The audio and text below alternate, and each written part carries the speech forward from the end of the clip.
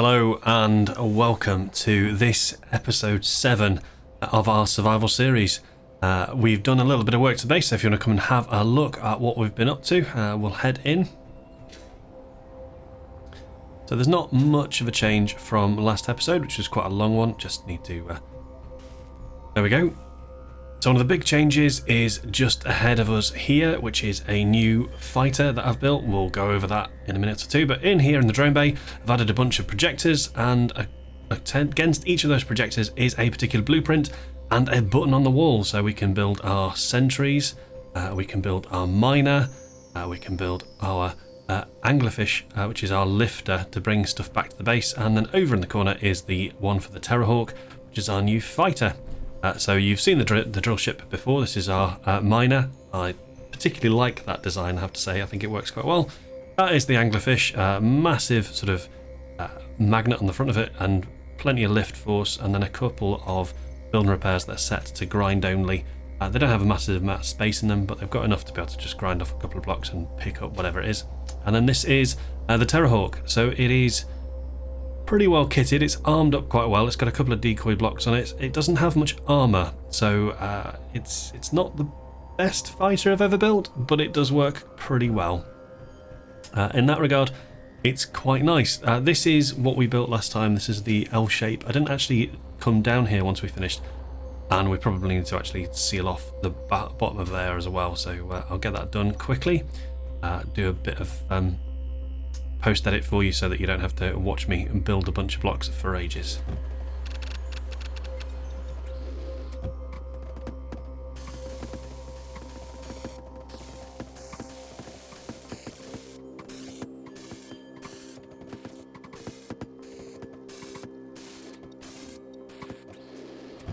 Okay, so that's building itself. This is the lift that we built last episode as well. Now, last episode I didn't really show you, but yeah, the sensors so that those gate doors shut as you come in. I need to set up the sensors so that you can't actually open that door once you're away from each of the gates as well, because you don't really want to be able to drop yourself out of the lift shaft as you're going up. But this takes you to the second floor, which obviously the gate is now open for. We've not built anything onto the second or the third floor yet, but just take you up to the third floor and then you've had a chance to see it. As said, as you go away, the gates close off. And then as we go up, you can see we've still got all the lights and so forth in place outside, so you can just about see what's going on. And as we get to the third floor, the sensor goes off and the gates are starting to open, or they're already open as we go there. So we'll go back down to the bottom floor, show you what's going on as we go down. So we'll just jump out, and then if we get ourselves down to the lowest floor, and as we get there, the lift is just arriving, and you'll be able to see the sensor picks up the subgrid, and as it picks up the subgrid, it just opens up the gate. There we go, and that's how it's designed to work. I will set the sensor on the lift itself so that you can't see that. Just take you downstairs. So this is the lower area. These are all where all the pistons are. If you didn't watch the last episode and all the time blocks to make all that lot work, I thought it might be nice to have sort of like some ladders to get down there just in case we needed to do any maintenance. Rather than having to use our jetpacks every time. And obviously if we run out of jetpack fuel when we're down at the bottom of there, we're going to have to respawn ourselves, so better to have the ladders in place ready for that, although it does take a long time to walk up ladders. There we go, right. So yeah, that's the lift shaft. And then we've got a little sort of maintenance hatch to get into the shaft itself as we need to. So with all of that said, we're going to do a little bit of reconnoitering. I have been out between episodes and done a bit of reconnoitering, so I'm just going to take you over to one of the things I've found. I think in a previous episode we'd seen a beacon. Oh, there we go. We'd seen a beacon, and therefore I decided to go and see what that beacon was actually inviting me to, and see if it was anything interesting. And in that respect, a bit too much power on. In that respect, what it takes you to is a ship. We're going to sort of head over in that direction now, just make sure all the batteries are actually on properly.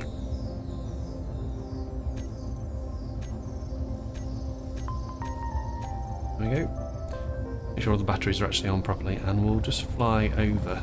This is quite a nice vehicle to fly around in. you can fly quite close to the ground and feel reasonably secure in it. It's got a significant amount of gyros on it, as you can see, and it does have quite a lot of lift. It's alright for sort of bombing around and bobbing around a bit. Its only issue really is that it's a bit slow to stop in the forward direction. I'm possibly going to have to do something about that. Over this way, somewhere, is where that beacon was.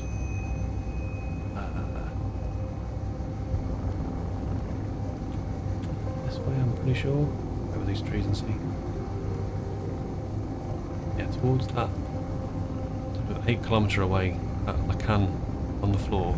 It's somewhere over near there. Where's where that beacon? Oh, there it is. It's just to the left of us on the hill. So head over there. Yeah, there it is. Yep, we'll head over there.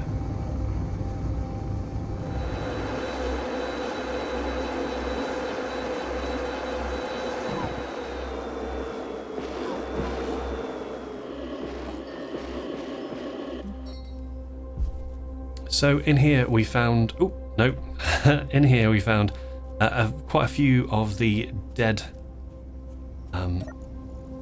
engineer versions. You know, the sort of the different dead engineer bits that are added with frostbite. So there's one, and this is actually the one that had the grinder in it. But there's all sorts in here. There was also a reactor just there, which had some uranium in it. So yeah, added that. And then yeah, there are all these different dead engineers. I think this is from the modular encounters or the vanilla ground encounters mod. That's one of the two. I think it might be the vanilla ground encounters. But as I said, we got the grinder, and we also got a nice rifle from it as well. So not bad. Oh, there's another engineer there.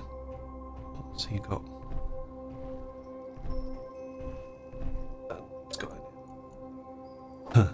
Some coffee on his own chip. Okay, well, it's nothing particularly brilliant to worry about, but hey, it's some more extra stuff. So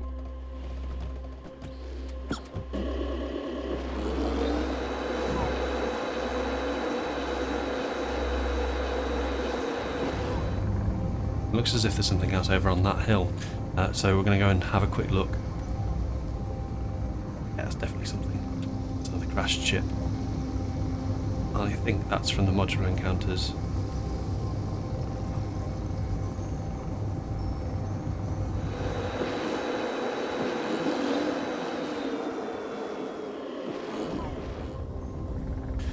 It looks as if this ship is not powered, which is part of its issue. It's crashed on the floor. Just being a little bit tentative because I think I'm just neutral with these people, possibly not. Might be just a bit hostile now. Obviously, they may open up on me. Get a bit close, but we'll see. Sort of move in towards it, and we won't do anything at the moment. But we might just put a GPS on it.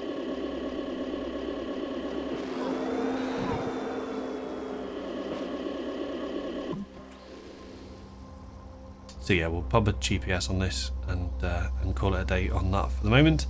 But there's plenty of stuff, including some nice big thrusters there that I can try and grind off at some point and take home for some platinum if nothing else. And we'll get a GPS marker in for a wrecked ship. There we go. And we'll head back to base.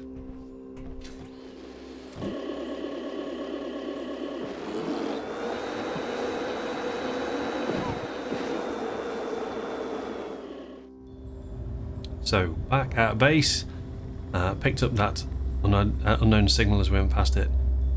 Just gonna pop ourselves back onto the charger and charge back up. This is just a temporary one for the moment, but I thought best to just have somewhere for it to attach into. I thought, well, I may as well put one up in the roof for the moment if there's nowhere else. But it doesn't like Doesn't like being there, doesn't like the hinge on that, and the motors don't half move around. Post-edit, we're just going to put some of those extra thrusters in because it was struggling to stop in the forward position. Added those, adding those to the groups so that it can continue to do its cruise function and not have to be slowed down by cruise, and also adding it to the main thrust setup as well.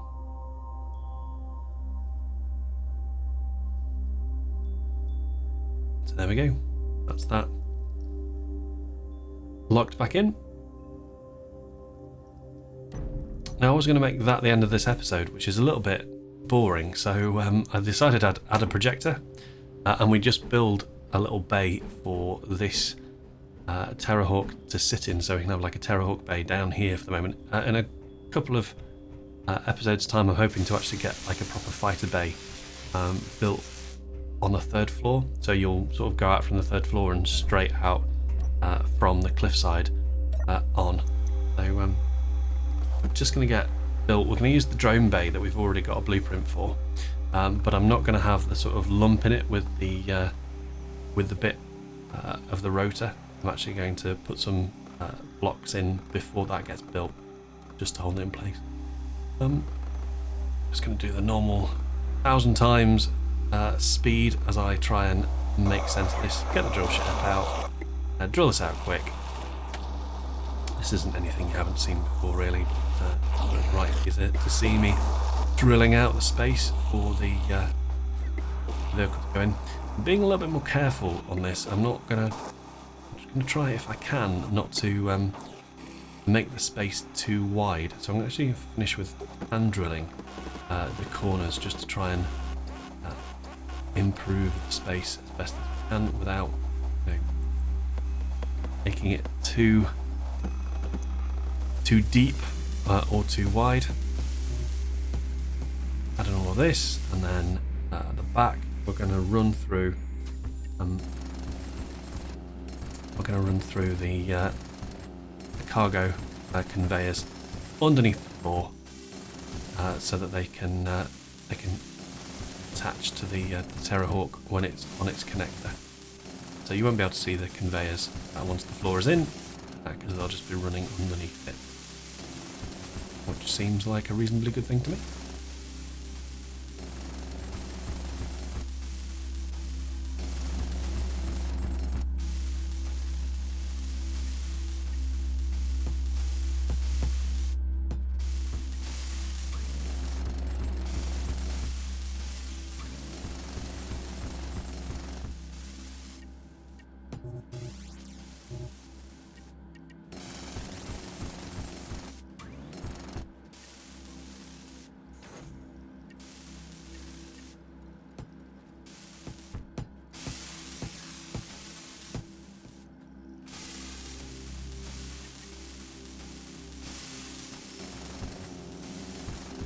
So now that's all connected up, I'm just going to run this one across to the far end and back and up to where the Terrahawk will be attached.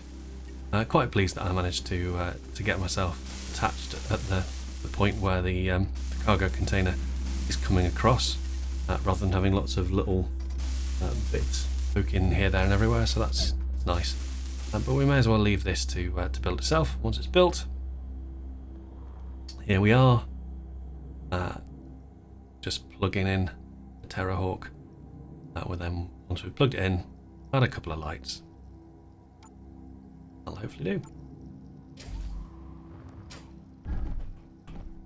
A reasonable space for it to sit. Shouldn't burn the floor when it's in position. But we can still turn all the engines off, that's fine. Add some lights into the bay just to give it a bit of something interesting, and just so that I can turn my hood light off. Yeah, just add a row of bricks across to put the lights on, I suppose. I'm also off camera, I'm going to add a couple of spotlights that track small vehicles, so that as it comes in, those two spotlights sort of come onto it, and as you detach it from the connector, those spotlights will also flick around onto it, just for a bit of drama, if nothing else. Really. We'll see how that goes.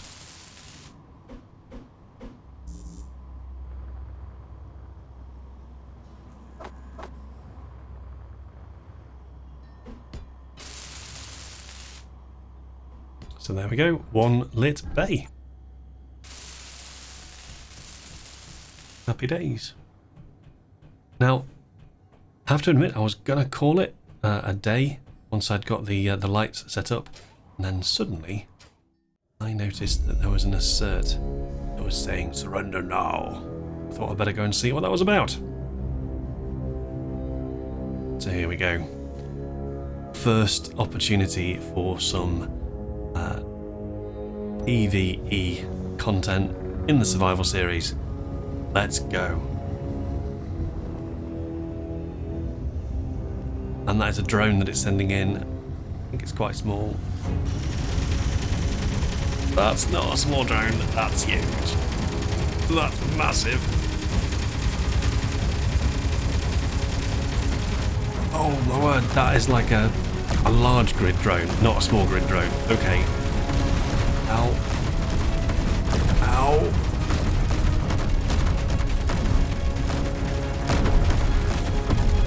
It's huge. Okay, taking damage. I think I'm doing some damage to it though as well.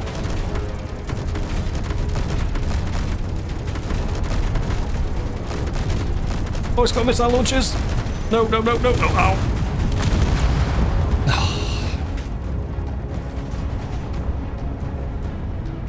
The base is doing a bit of damage. That's me dead. Okay. So I'm going to keep on trying to blat it. I'm going to try and do so from on the ground. See if we can do any damage.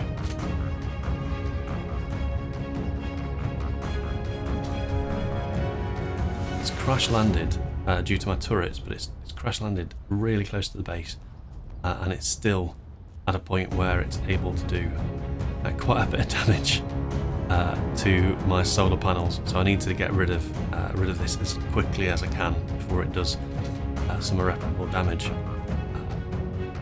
But that's a large grid. Yeah, that's a large grid Gatling turret that's firing at me, which is not great, and it's dark. I don't want to wait until the morning to have this fight. I can't see very well where it's shooting at me from. Never mind.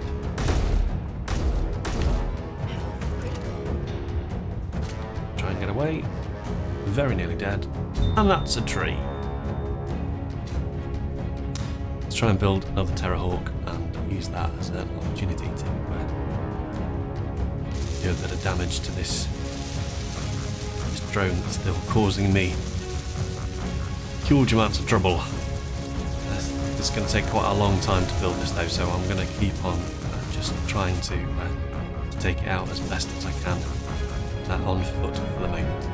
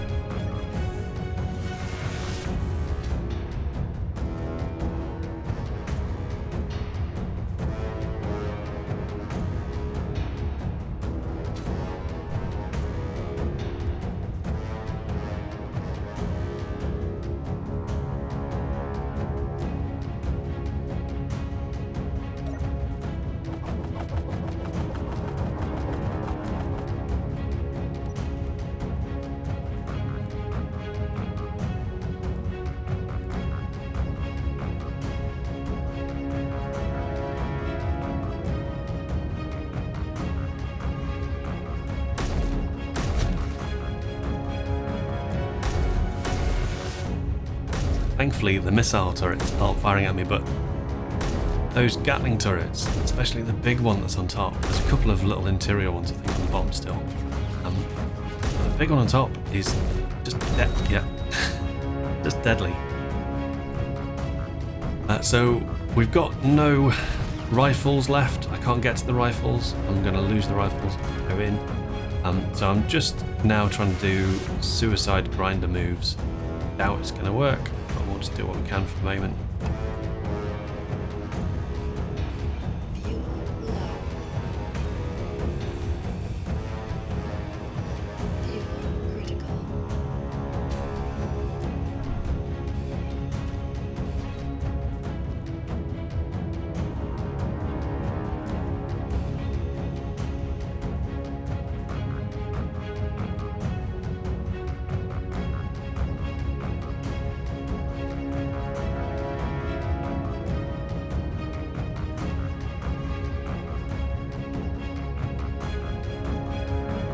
Try and get to my body, maybe. Nope.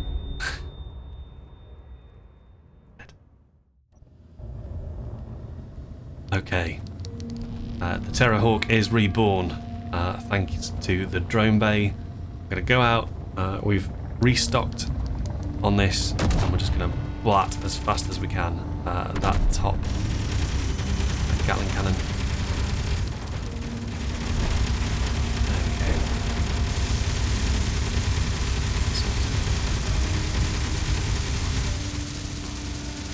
I think that's it. I think it's done.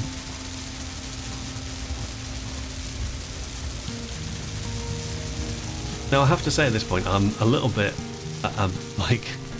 amused that the first drone that I come up against from Assert, first thing that it sends to try and kill me is if an enlarged grid drone. I think it obviously thinks my threat level is really high because of the amount of build and repair systems we've got on the base. So I might have to look at that and maybe not have so much build and repair. There's just the interior turret there as well. Oh, it's on fire. There we go. So I'm going to just grind down a bit of this. And then there's a cargo bay in the middle of this drone, I think. We're going to take the Terror Hawk back home, let it repair and also recharge, and we'll bring out the anglerfish lifter to grab that cargo from inside the drone and bring it home.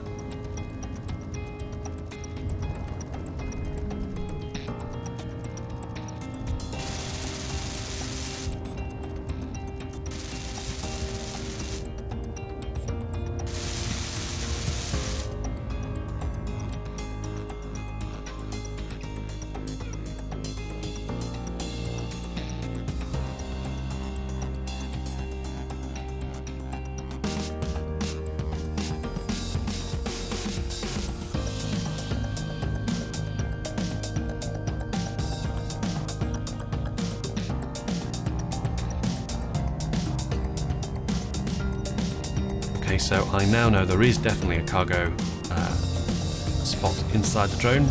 I've had a look at it a couple of times while I've been doing other bits and bats, and inside of it there is a load of missiles. So I'm really pleased that the missile launchers stopped firing at me. But for the moment, I'm going to grab that cargo container and bring it back to base with all the missiles that are inside it. And therefore I've got some more uranium if I want to make those go back down, or use that uranium for all those missiles to defend my base a bit better maybe. So start digging down to get to the cargo container, which is just here I think. There it is. We'll dig this all off, take this cargo container back, and then I think probably time to call this an episode. We're about 25 minutes in to the edit at this point, so it's probably time to call it a day.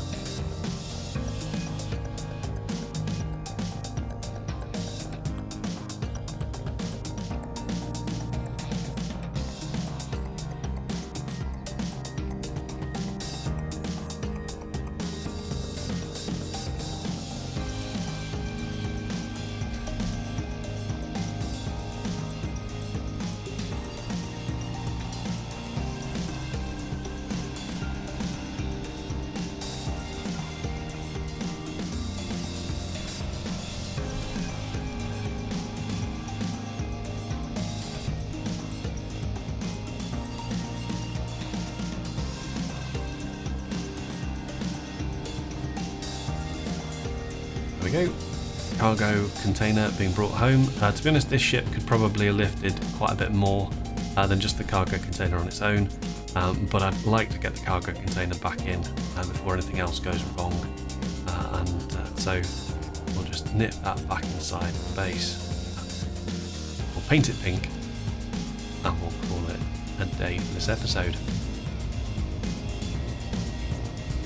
There we go. Here we go.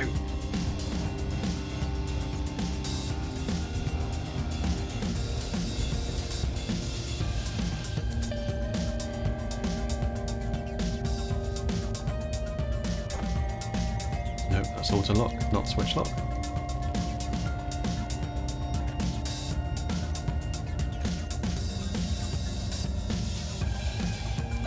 There we go.